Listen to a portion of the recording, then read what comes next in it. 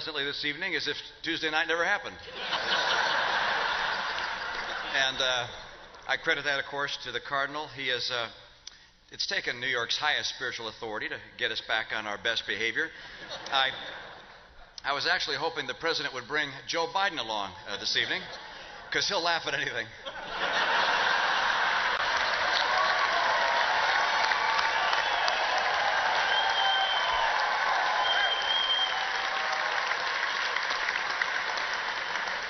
Of course, this isn't a night for serious politics, and it was especially nice to see President Obama and Cardinal Dolan sharing the dais despite their differences. I'm sure the Cardinal has no hard feelings, and we might get an indication of that during dinner to see if the President's wine turns into water.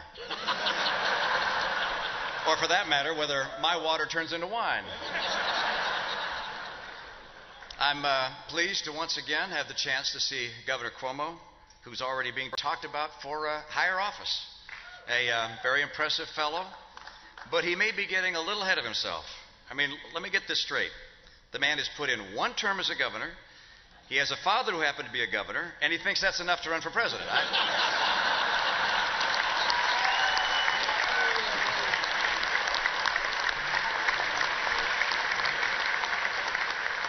Of course, we're down to the final months of the president's term.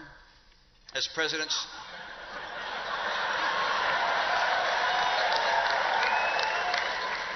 Obama surveys the Waldorf banquet room with everyone in white tie and finery, you have to wonder what he's thinking. So little time, so much to redistribute.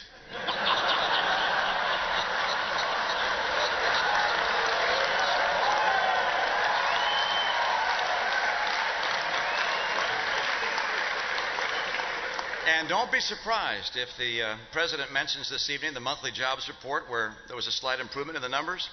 He knows how to seize the moment, this President, and already has a compelling new campaign slogan. You're better off now than you were 4 weeks ago.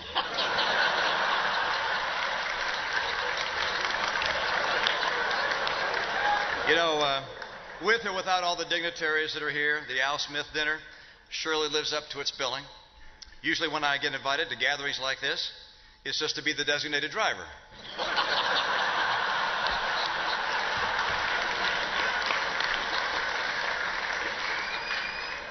Your kind hospitality here tonight gives me a chance to convey my deep and long-held respect for the Catholic Church, have special admiration for the Apostle St. Peter, to whom it is said, "Upon this rock I will build my church." The story is all the more inspiring when you consider that he had so many skeptics and scoffers at the time who were heard to say, "If you got a church, you didn't build that."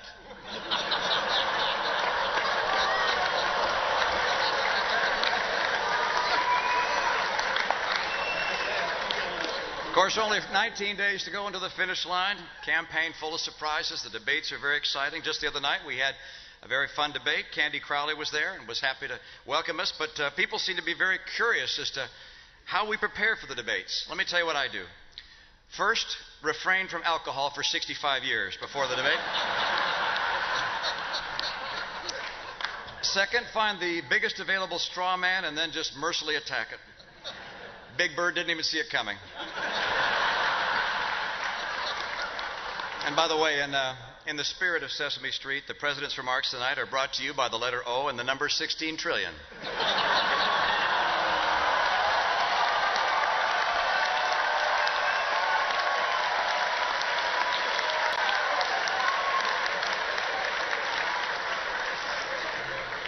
Campaigns can be grueling, exhausting. President Obama and I are each very lucky to have one person who's always in our corner, someone who we can lean on, and someone who's a comforting presence without whom we wouldn't be able to go another day.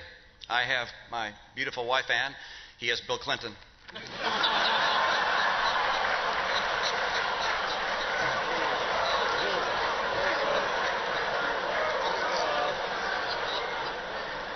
We got a big dose of the Biden charm last week, I'll tell you that, in his debate with Paul Ryan.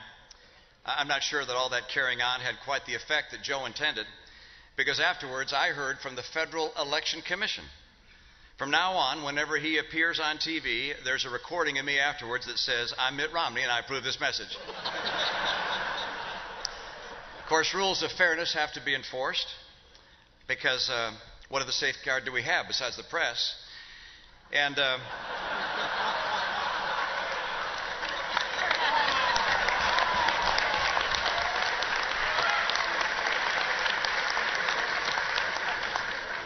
now, I never suggest that the press is biased. I recognize they have their job to do, and I have my job to do.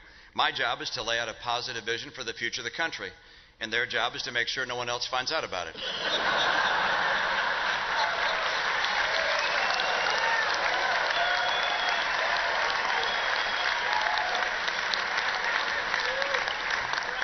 Let's just say that some in the media have a certain way of looking at things. When suddenly I pulled ahead in some of the major polls, what was the headline? Polls show Obama leading from behind. And I've already seen early reports from tonight's dinner. Headline, Obama embraced by Catholics. Romney dines with rich people.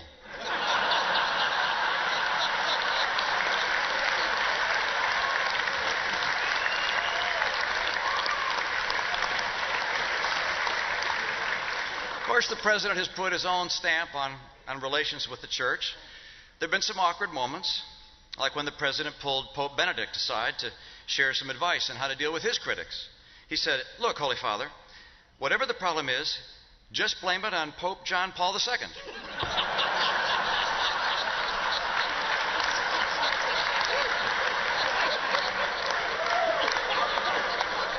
Of course, the president has found a way to take the sting out of the Obamacare mandates for the church. From now on, they're going to be in Latin.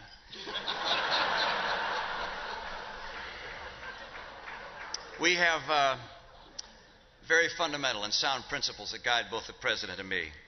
He and I, of course, feel the pressures and tensions of a close contest. It'd be easy to let a healthy competition give way to the personal and the petty, but fortunately, we don't carry the burden of disliking one another.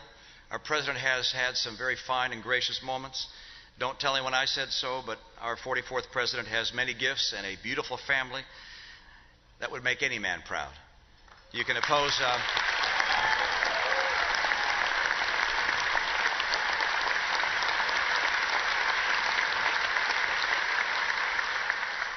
In our country, you can oppose someone in politics and make a confident case against their policies without any ill will. And that's how it is for me. There's more to life than politics. At the Al Smith Foundation and the Archdiocese of New York, you show this in the work you do, in causes that run deeper than allegiance to party or to any contest of the moment. No matter which way the political winds are blowing, what work goes on day in, day out by this organization and you. You answer with calm and willing hearts, in service to the poor, in care for the sick, in defense and the rights of conscience, and in solidarity with the innocent child waiting to be born. You strive to bring God's love into every life.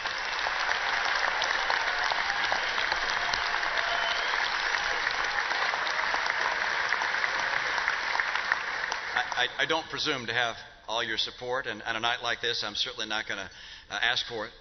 But you can be certain that in the great causes of compassion that you come together to embrace, that I stand proudly with you as an ally and friend.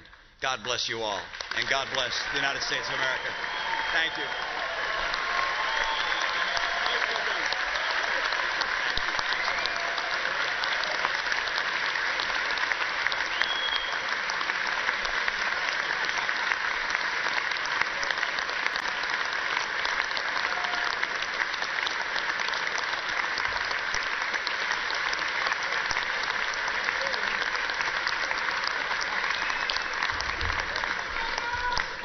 Governor, thank you very much.